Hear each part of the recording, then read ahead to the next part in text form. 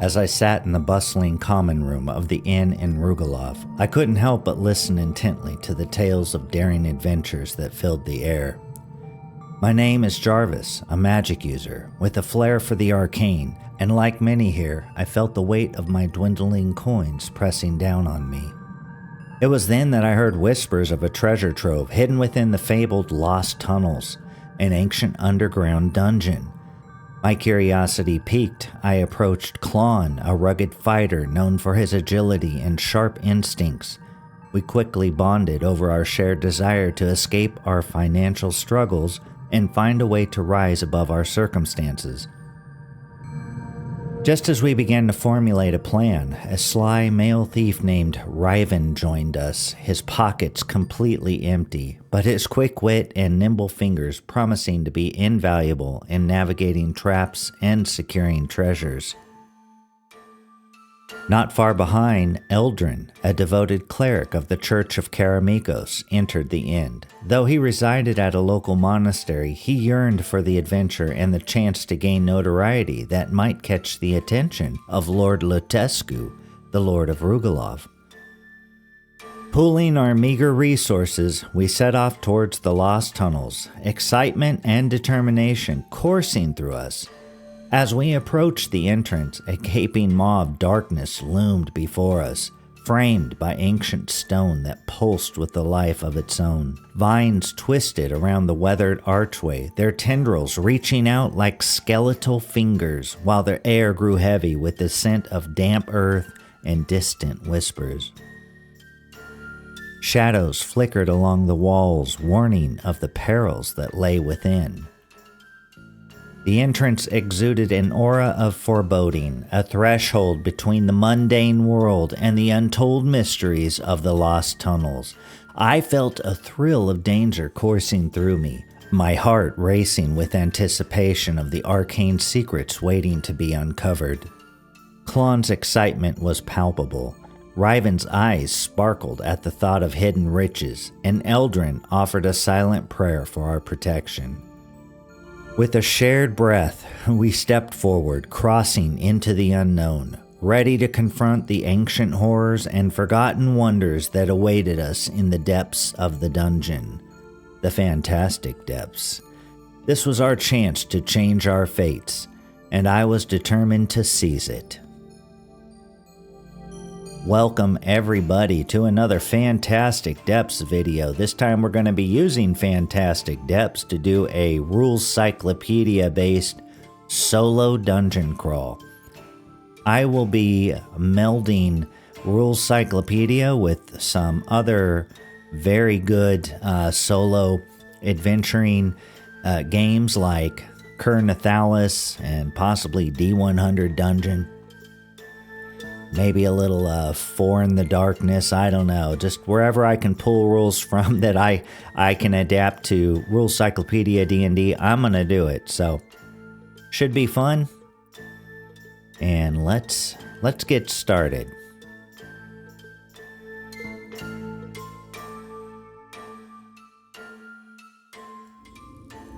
Okay, here we are at the entrance of the dungeon. We have Klonn, and why can't I see his name? Eldrin, and Riven, or is it Riven?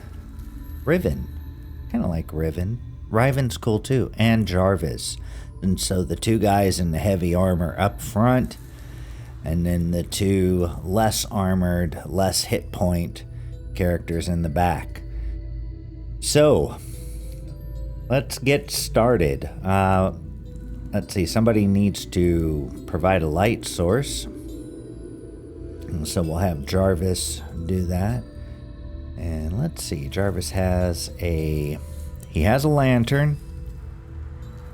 And how many turns left with the oil? Only 5 turns left with the oil. How much oil does he have?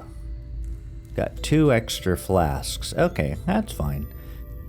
And we got to get the turn tracker reset. And we'll get the chat reset. Clean slate. bring up the party tracker. We got to put all the guys on here.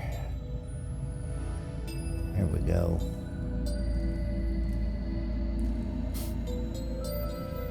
We got our party tracker. We got our turn tracker.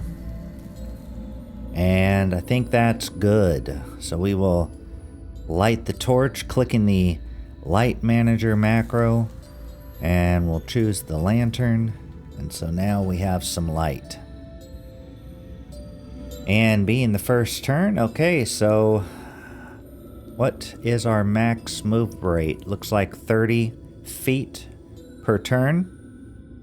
Exploration, now this is Rule Cyclopedia D&D. There's no rest every 6 rounds. It's considered that the players are resting when they need to, but they're taking their time and just looking for traps or whatever and being cautious as they go. And so, oh yeah, I forgot. It's not like it used to be where you press the space. Here, we'll just move them all up. And so that's our first turn. And they come to an T intersection where the hallway veers off to the north, and Eldrin can just make out a door on that north wall. And so they could go that way, or they could continue on down this hallway. And I think they're going to continue on down the hallway. And so next turn. Now at the end of this turn, they're going to continue on down the road here. So, or down the hallway.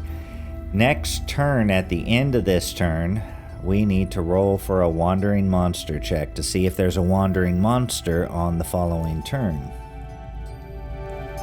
And that's a 6, there's no wandering monster. Every 2 turns, if we roll a 1, then there is a wandering monster.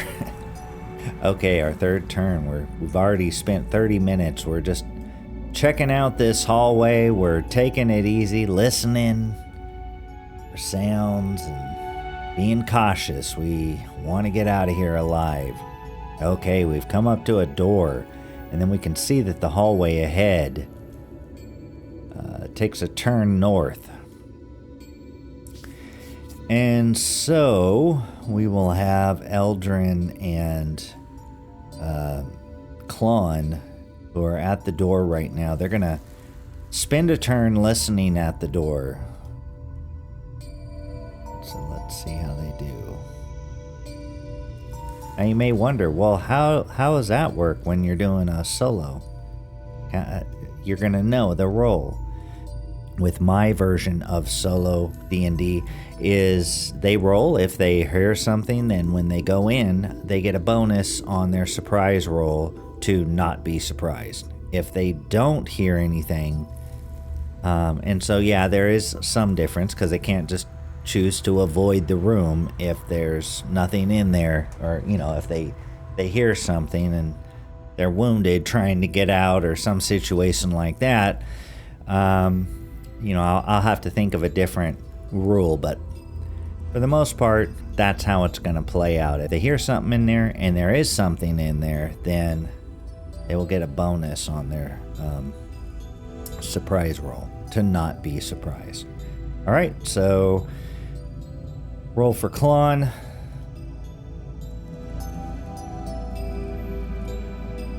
And so they don't hear anything in that beyond that door. And so they decide, you know what, Riven's over here, and let's make sure everybody's got a weapon equipped. And so we see a sword, and there we go. We're all good.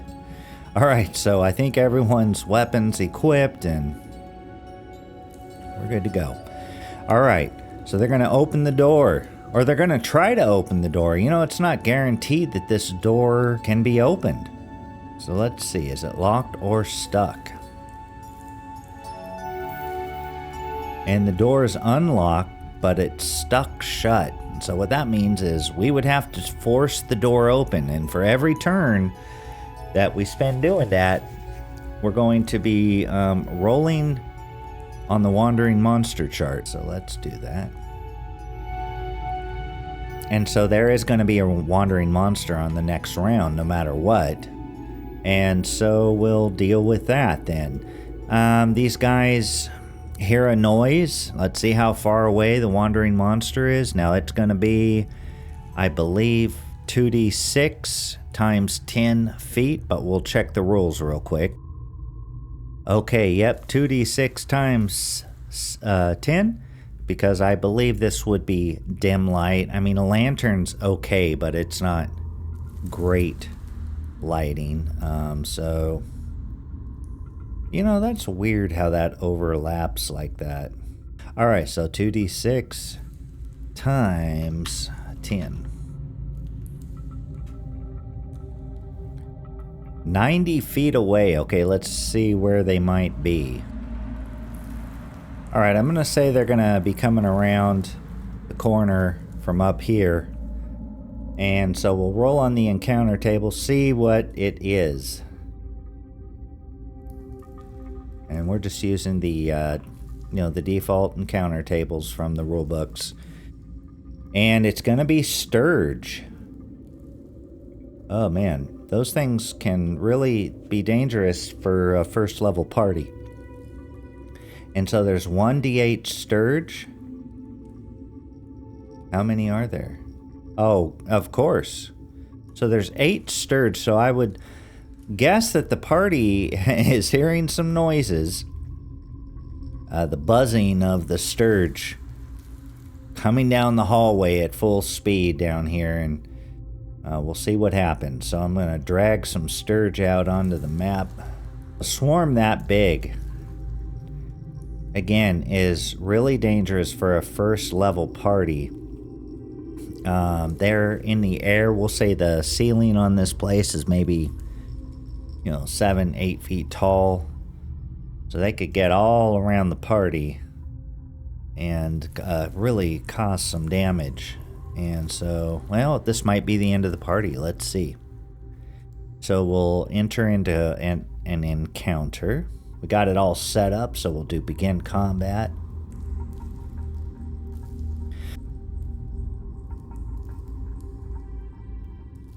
And then we want the player combat. So this is when you're using declared actions, each player will have one of these showing only their controllable actors, their characters, where they can set, before they roll initiative, what they want to do this round. And then, of course, the Game Master has one with everybody on it and can change it even after the initiative is rolled.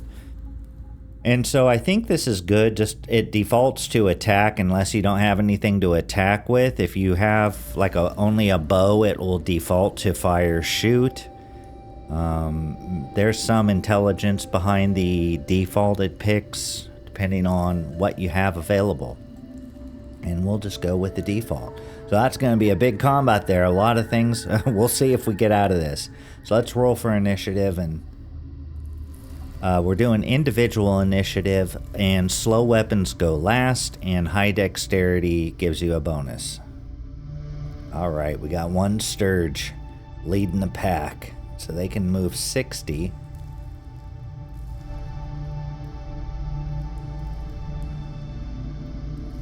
And then we have Klonn.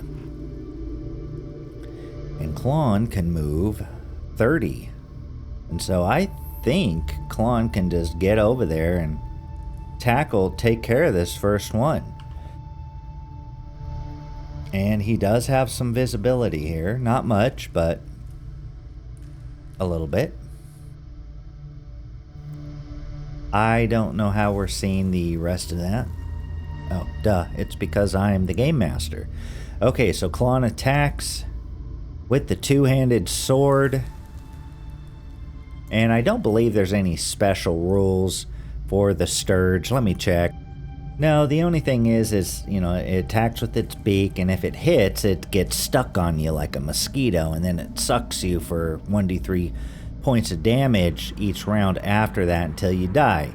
And it does get a +2 on its first attack roll against any one opponent due to its speedy diving attack. So it didn't get to attack because it was too far away. So we'll have to remember that, though, with the other ones, because that is a important mechanic of that monster. Okay, so we'll go ahead and do the attack roll. I don't think there's any modifier here. That's pretty good. That is a hit. Yep, hits AC 4 and they're an AC 7. And so we'll roll for damage. And we get a 6. And so we'll apply that damage. And he kills the first one. Very nice. Okay, and here comes another Sturge. Zooming along. You know, I think these things could fly at full speed. 40. They don't have to just go their minimum, but then they don't get to attack on that same round. And so, would they want to do that? Would they want to do that? They're not... They have an intelligence of 1. But animals are cunning, and so they don't just rush into battle. But maybe these ones... Let's just leave it up to the dice gods, whether they just run into it and then don't get their attack or not. So I'm going to say we'll give them a 50-50 odd. So we'll just flip a coin. On a 1... They just run, they fly at full speed. A 2, they don't. And so no, they're being cautious. These are dungeon Sturge. They're not your average Sturge, run of the mill.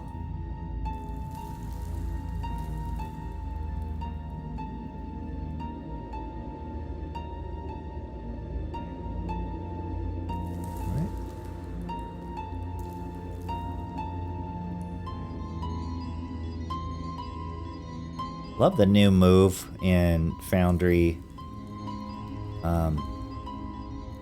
13. Real handy.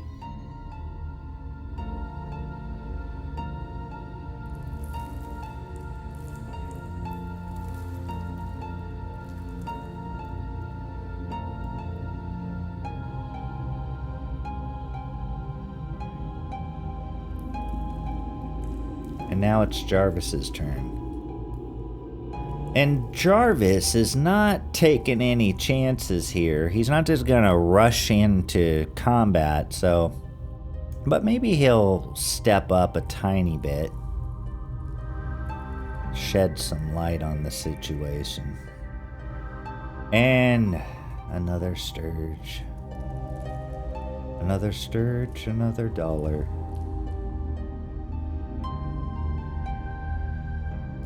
Like another day, another dollar.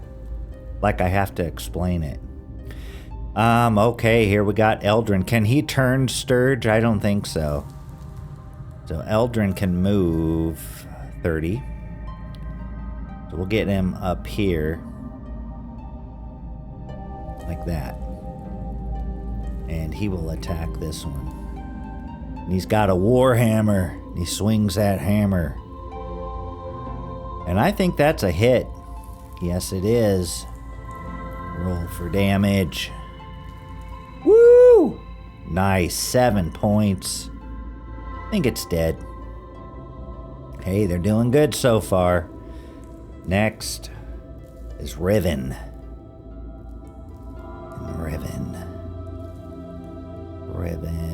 Riven doesn't have a whole lot of hit points. He has 2. So maybe he'll just wait back here. Like that. Or maybe he'll run away. No, he won't. Okay, we got more Sturge coming.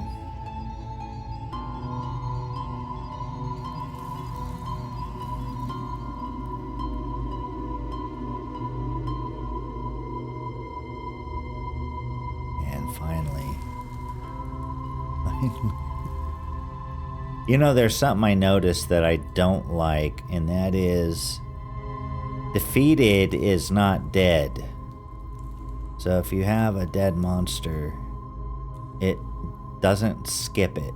And so what I'm going to do before we go to the next round is I'm just going to remove these ones from combat. I don't know. See, it says defeated, but it wasn't skipping them when I was trying earlier, and I don't know why. Okay, so up next we got another round of combat. And I popped out the chat. And so I think for now, everyone's gonna stay attacking. And so we will roll. Well, you know, but we had a couple of die, so we will check the morale of the Sturge at the beginning of their first turn, and so that's just gonna be right now. Alright, so let's see if these things, if they want to stay and fight or if they're going to run. They have failed their morale. And so they see light down at the end of the hallway. And so they are going to book it out of here. And that is fortunate for the party. And I would award the party full XP for defeating that group. And so I'm going to make a few notes and then we'll continue on here. Alright, so Sturge are worth 13 XP apiece. And I'll just do that. And sadly, you know, I don't think they're carrying treasure, but if they were a monster that carried treasure and they ran off, well, it's long gone now. So we will end the combat. And we will delete the Sturge, and we leave behind the blood splatters so we know where the combat took place, and that it happened, and that the adventurers made their mark. Okay, so they are going, whoo! Glad that didn't turn bad. Nobody took any damage. And so we can continue on to the next turn. And we were going to open the door. They were going to smash the door open. And so just get everybody down here again. Uh-oh, somebody's light went out. So Jarvis is going to pour some oil in his lamp. And we're back on our way. We'll say that can be done without taking a whole turn. It can just be part of the turn. Since they're 10 minutes long, I mean, you should be able to do a lot of different stuff. And so they've already listened. They're just going to start busting this door down. And so how will we do this? I will just do it with the built-in mechanics. So that's just an open door. And maybe both of them can do it at the same time and we'll get a bonus. How strong is this guy? We'll add his strength modifier. How's that? So we'll add a modifier +1. So we're going to open the door. Now every round I do this, it's going to be a wandering monster check. Although we just had one, but hey, it's making noise. So this is a rollover 5 on a D6. This is D&D. This is not old school essentials where it's all normalized and they're roll unders. You got a roll over on there. It's kind of quirky. So we're going to add 1 to that because Eldrin's helping out. And so they successfully smashed this door open. And let's see what's on the other side of that door. Oh, you know, first of all, before we see what's on the other side of the door as far as what's in the room, was the door trapped? So we will find out. Okay, so the door was trapped. And there's a pit trap filled with water. So now we have to determine, was that pit trap right here? Or was it where the characters are right now? Boy, that might be the end of them, depending on what we roll here. So let's find out. I'm going to mark it out here real quick. All right, and we don't know where it's at. I'm going to say, most likely it's out here, but we'll just give it a 50-50 because I really don't know. So if we roll a 1, it's where the characters are, and if we roll a 2, now they'll get a chance to dodge out of the way. If we roll 2, it's right here.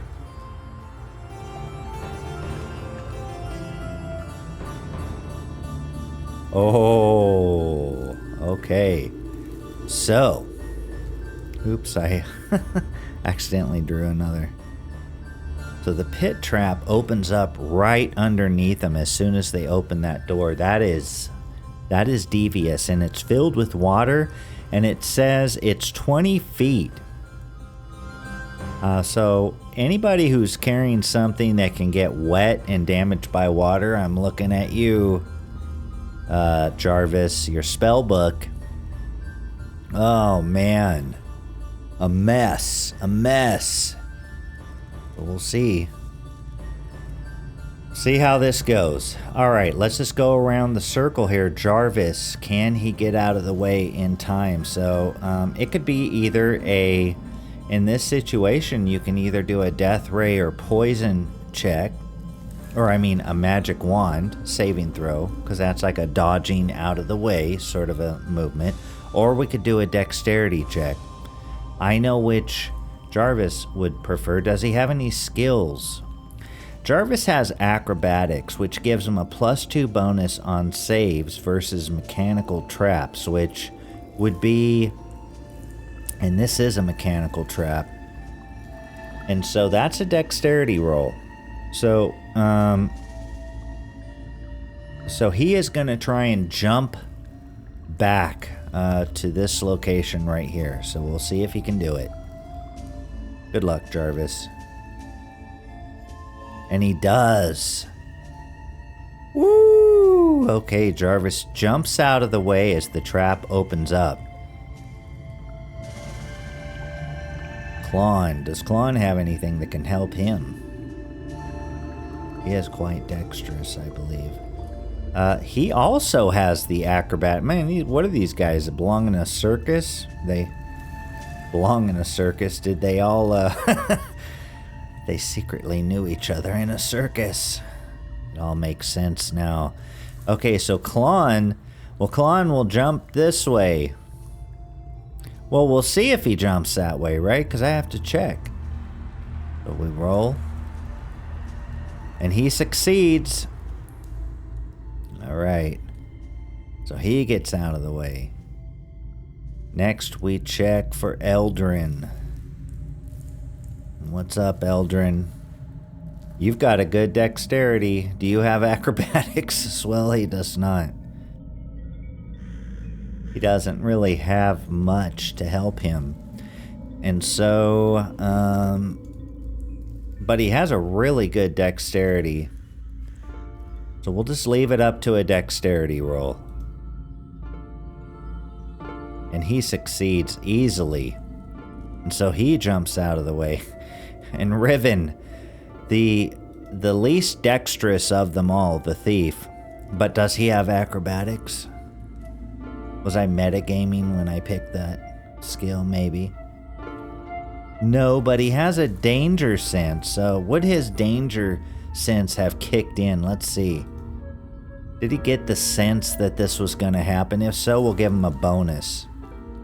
Okay, so his spidey senses were tingling, so we're going to give him a bonus to his dexterity roll. We'll say, we'll give him a -2 on his roll, because this is a roll under. And he still fails, and so Riven falls into the water 20 feet down. Okay, well, I think we're gonna wrap it up there, and when, keep these relatively small. When we come back next time, we'll see what happens to Riven and everybody. Riven's down in the water, 20 feet down. Hopefully he's not the one with the rope. And it was kind of funny that he had the danger sense, so he's probably telling the guys, hey, I got a bad feeling about this, and they're like, shut up, and then he's the one that can't jump out of the way. All right, well, we'll see y'all next time. Have a good one.